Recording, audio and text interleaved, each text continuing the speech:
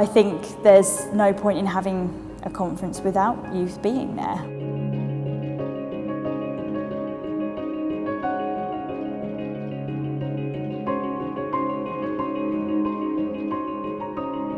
I don't think that we're going to solve climate change over these 2 weeks, but I think that just countries coming together and having these discussions is a really big step.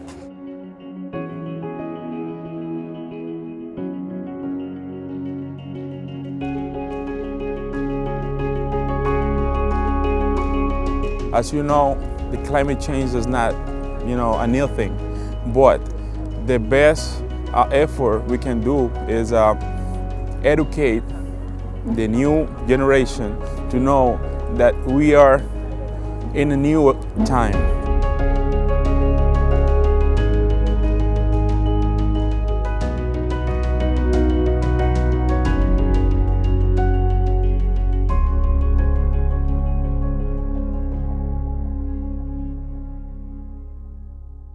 Hi, my name's Amy and I'm also from the World Association of Girl Guides and Girl Scouts. I'm from the UK and I'm here to make sure that our delegates behave themselves. It was really important for us that we had a girl from Africa whose experience of climate change was just as real but very different to a girl from the Maldives and then Barbados, but then that European contingency as well. Hi, my name is Cecilia, I'm from Sweden and also from the World Association of Girl Guides and Girl Scouts, and I'm very happy to be here. When I got off the plane, I had the feeling like, yes, this is finally starting. We've been preparing for this for 5 weeks doing our training, and it was nice to finally meet the girls.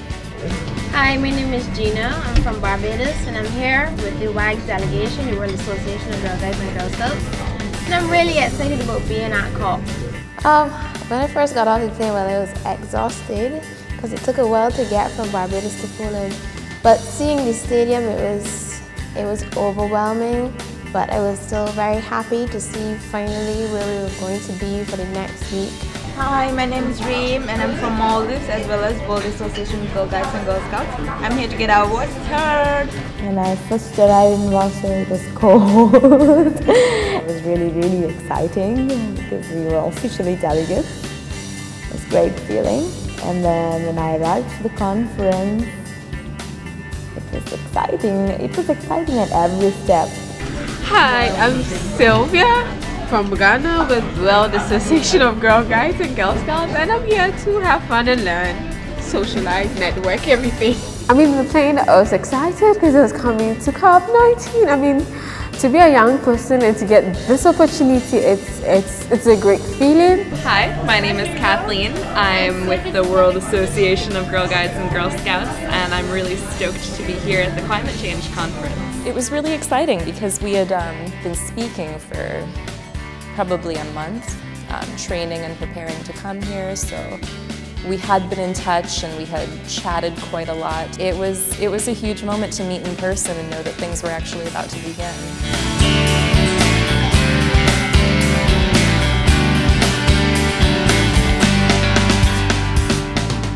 Basically, we are trying to push for a fair deal on capacity building, so we want a mandate that says that a work program will be established that will be fair, it will be equitable, so that means it's going to be a balanced work program. We think that no matter what was being discussed at the COP, capacity building is important and it's necessary to achieve those goals, but the main aim of capacity building is to build your capabilities, simple as that. Yeah. Well, the official WAGS objective is to follow questions that are important for young women and girls. And they are the group of people that are mostly affected by climate change. And we think it's important to empower the women, and that is one of WAG's main visions. Coming to the COP, it was like, okay, I've seen the convention work in theory. I work with people who work with the convention every day, but now I'm actually getting the chance to see the negotiations and process. You can be at home following this through the news and social media, but to actually have that conversation close up, it's really exciting to be that close to the process. Today is a pretty exciting day. It's the second day of COP, and I am meeting with a negotiator today to speak to the capacity building work program, which is something that we're focusing very heavily on as WAGs. For me, I am going to meet my national delegation, so we're going to have some meetings, talk about our negotiations, and then I am going to head to the AOSIS meeting today, so that's a bit exciting because it's my first time. It's going to be great. Right now we are in front of the stadium. We're about to enter the stadium and enter the COP ground. At the end of the day, though there are like 500 and thousands of people here, it's not a true representation of the population in the country, because probably 10 people are coming from a country with like thousands of people. So all of them need to know the outcome so they can help them to achieve the goals that's going to be set here. So it's very important for everybody to follow this negotiation.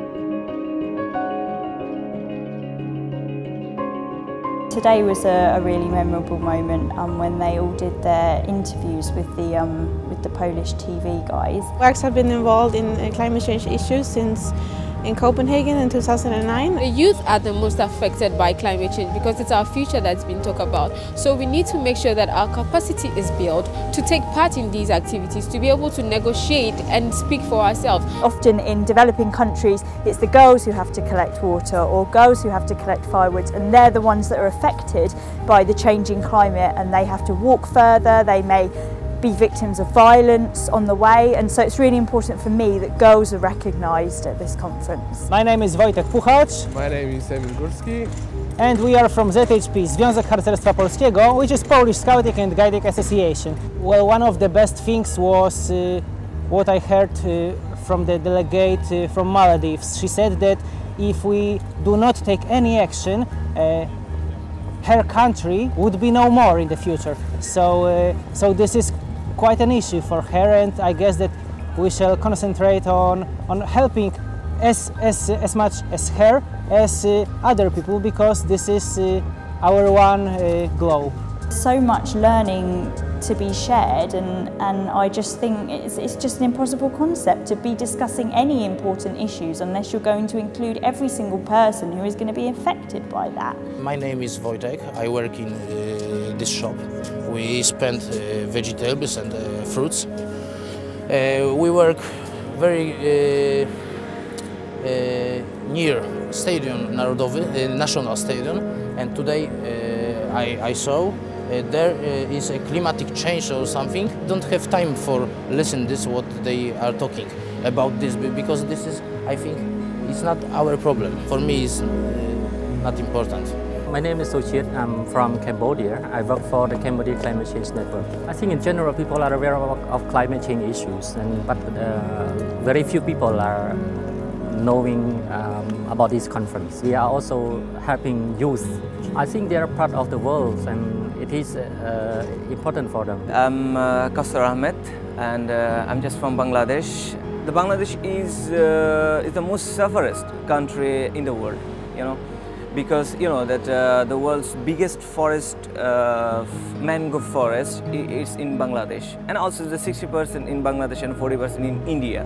I'm just concerned about this one, that within a few years, maybe that forest and the maximum parts of Bangladesh go under the water for this global warming. I'm Ramiro Fernandez from Argentina, and I work for Avina Foundation and the Latin American Climate Platform. There is some sort of a gap between the sophistication of the political dialogues going on in the COPs and what civil society, young generations, and civilization in general, and even government members understand about the complexity of the political negotiations. So there is a lot of work to do. My name is Piotr. I'm from Poland. I live in Warsaw, and I don't know nothing about the conference. I just know that it's this week. A lot of people from around the world are going, and it's about some kind of green solutions, and that's pretty much what I know about it. I just know it costs a lot and Poland is paying.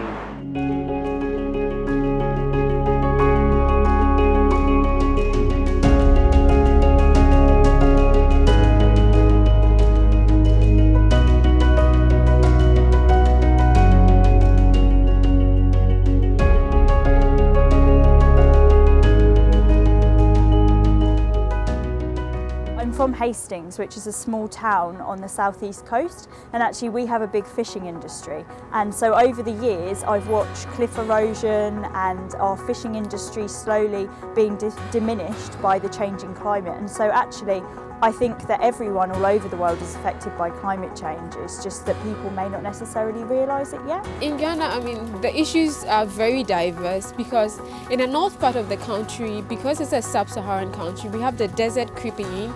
So in the north part, it's really getting dry, and most of the farmers there are small-scale farmers who depend on the rain, who depend on the weather and have no forms of mechanism or technology to farm. So it's becoming a big issue in Ghana. But even when there's droughts, there's still a home for you to go back to. You can always build up. Europe and the other countries are dealing more with floods and rains. But at the end of the day, you still get your land to go back to. But the islands, they are losing their home. In my country, the highest elevation point, that means the highest altitude, is 1.5 meters. So even if the sea level rise around 3 centimeters in the upcoming future, our whole nation could sink into the sea in about like 2 to 3 minutes. So it's just a couple of minutes for the whole country to vanish. Climate change is something that I am very passionate about. I did grow up in South Florida, and I lived for a while in the Pacific Islands, the Republic of the Marshall Islands. So I have personally witnessed climate change effects in action. I was living on an island about a square mile large. There was no doctor, no store, no internet, no electricity. So you got to talking to people quite a lot, and I became very, very, very close to the community. There was probably only about 100 of us living there. And that particular country is one of these small island states that everyone is talking about and is the big buzzword in climate change, because these are the most immediately threatened nations by climate change. There is no waiting for tomorrow for them. I'm here interviewing Ann Colfer, a negotiating member of the American delegation here, and I'm really excited to be speaking with her because we are both members of the Girl Scouts USA movement, the equivalent of Girl Guiding in the UK. So Ann, why don't you tell me about your experience as a Girl Scout? If one is once a Girl Scout, always a Girl Scout, then yes, I am a Girl Scout, but I was a Girl Scout in Troop 3065 in Falls Church, Virginia, when I was 8 and 9 years old. I think, Kathleen, you mentioned that the delegation here in Warsaw is from 10 different countries, and it's just to be able to have, even from that microcosmic community, a range of perspectives with the sort of overall philosophical umbrella, if you will, of being a Girl Scout, and viewing issues related to climate change from a perspective of community and from a perspective of caring about your world and from a perspective of you know, interacting with nature. I think keep doing what you're doing. It's the focus is important, and being able to, you know, present concrete ideas, and that's what the Girl Scouts and Girl Guides have been doing. I think in our own small way, what we can do is to continue speaking about climate change, to continue telling people some of the things we do that causes or contributes to climate change. I think it's just been interesting to be here and see how this conference actually plays out. A lot of people come here and become kind of disillusioned that nothing really seems to be happening. There are no immediate deals being made. I don't think that we're going to solve climate change over these 2 weeks, but I think that just countries coming together and having these discussions and being open to coming to some sort of deal or arrangement is a really big step. So it's about really taking the time to understand what it actually is like for a girl in India, and that's why we have different badge curriculums and things in both WAGs but also Girl Guiding UK, which give the girls the opportunity to learn about real situations, and so they can then really connect personally with that girl and realise that really they're just the same as them, but they're in a different world. So what I can tell the Girl Guides and Girl Scouts back in the UK is that there are lots of countries that are very vulnerable to climate change. I think that we at our level could do most is influence negotiators on behalf of those countries to make a solid plan and decision on this so that they could make an action plan to combat climate change in our countries and save the countries. The girls in England maybe can share the message about climate change, help to spread the awareness, talk about it with everyone they know, making sure that they can do everything, living a sustainable living, doing recycling, being a good example of a new generation, so that the new thinking is getting into the new generation.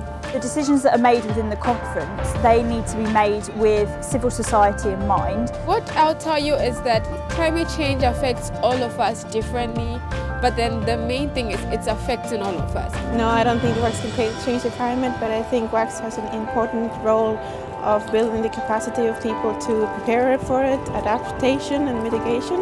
And I think we can also teach people about leadership. I'd like to raise my voice as a citizen of Maldives at a big conference like this, so that maybe something can happen to my nation. We need to be providing communities and countries with the skills and abilities and knowledge to respond to any kind of deal or any kind of policy. The main thing is it's affecting all of us. So no matter where you are and where you're from, let's all join hands together. It doesn't matter where you are.